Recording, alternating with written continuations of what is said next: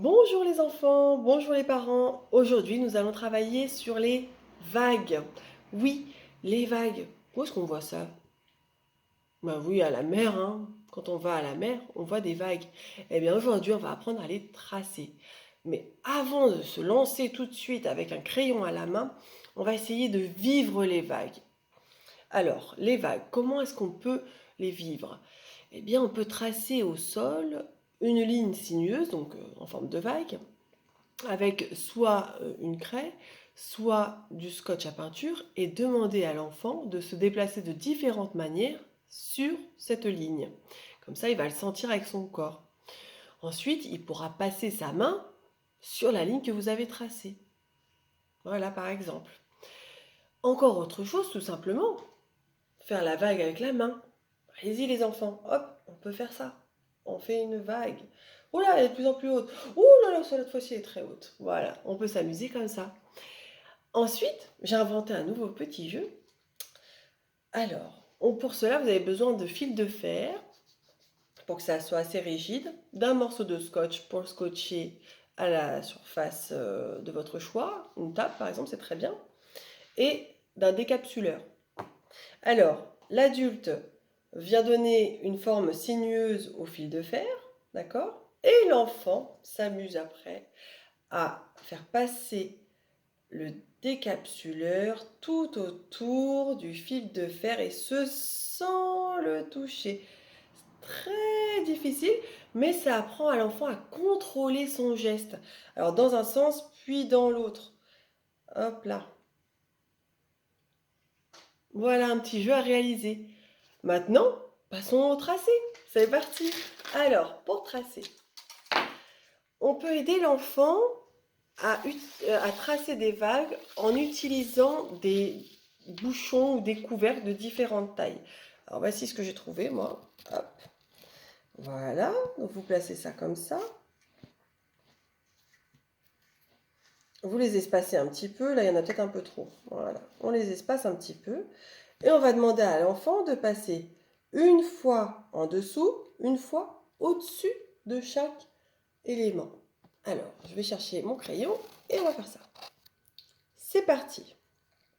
Donc, je vais en dessous, au-dessus, je vais repasser de l'autre côté pour aller au-dessus sur l'autre.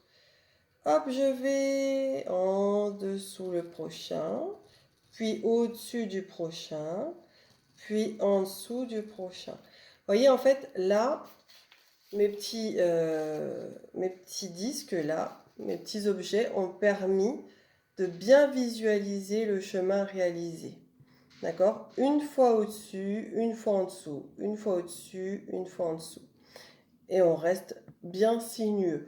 Généralement, ils arrivent bien à être sinueux. Ils ont plus de mal à faire des choses pointues, mais les choses sinueuses, ils y arrivent plutôt bien. Et une fois que c'est fait, on va utiliser ce qui a été fait. Donc déjà, on peut le refaire plusieurs fois, hein. Je déplace. Je peux prendre différentes tailles, comme ça les vagues peuvent grandir. Hop, voilà, je vais prendre ceux-là. Hop, et puis je continue. Allez, hop, en dessous, au-dessus, en dessous, au-dessus, en dessous, hop là au-dessus. Et puis je continue. Hop. Je vais continuer. Cette fois-ci, je vais faire serrer, serrer, serrer, serrer, serrer. Hop là, tchouk. Voilà. Alors là, ça va être difficile, ça va être difficile. En dessous, au-dessus. Oh là là. Oh là, le plus dur étant de ne pas toucher le matériel. Tac. Et une fois que j'ai fait ça, eh bien, je vais demander à l'enfant de découper sur la vague. Alors, je vais le faire et on se retrouve juste après. Voilà, j'ai terminé de découper mes différentes vagues. Elles ont des drôles de formes, ces vagues. Mais c'est intéressant. Et puis maintenant, je vais faire la mer. Allez, on assemble toutes les vagues ensemble pour faire la mer. Alors, pour ça, vous allez avoir besoin d'une feuille cartonnée. Hop. Et puis après, les bandes que votre enfant a découpées. Et bien sûr, de la colle. Hop, on y va. On prend la colle. On va venir déposer une pointe de colle à des intervalles différents. Voilà, un peu au-dessus. Voilà, une pointe de colle ici. Un point de colle un peu plus rapproché, par exemple. Et puis un plus loin. Hop là, sur la fin. Hop. Et j'avais déjà fait un petit peu. Et je viens, hop, placer là. Et après, on demande à l'enfant de faire des petits ponts comme ça. Et d'aller placer le deuxième. C'est plus simple si je m'appuie sur ma table. De placer la prochaine vague, hop, au bon endroit. Là où vous avez placé votre point de colle. Et pareil de l'autre côté. Elles sont marrantes ces vagues. Hop. Hop. Ici. Et ici.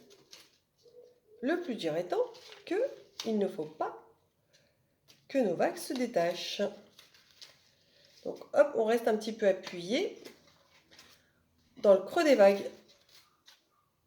Hop. Voilà. Elles ont une drôle de forme ces vagues, elles sont vachement rigolotes. Hop, et je continue. On va faire 2 points de colle par 2 points de colle, hein, ça sera plus simple. Hein. Ceci, il faut tenir 3 points de colle avec ces 2 petites mémines, c'est difficile. Hop là, clac, 2 points de colle à des intervalles différents. Et l'enfant, pouf, il maintient jusqu'à ce que ce soit sec. Hop. Et on continue pour faire le prochain. Je vais vous montrer le résultat après. C'est fini. Et voilà le résultat en 3 dimensions de mon océan. Alors, après, ce qui est sympa à faire avec les enfants, c'est que vous leur donnez un petit Lego, comme ça, un petit personnage, et puis il va venir faire du surf sur les vagues. Alors, hop, comme ça, hop, il plonge et il remonte, il plonge et il remonte, etc., etc., comme ça. Ça, c'est très drôle. Et puis, une fois que il aura terminé de bien s'amuser avec les vagues en 3 dimensions qu'il aura construites lui-même, eh bien, il pourra s'amuser à les tracer véritablement sur une feuille de papier avec de la peinture, des craies et des crayons.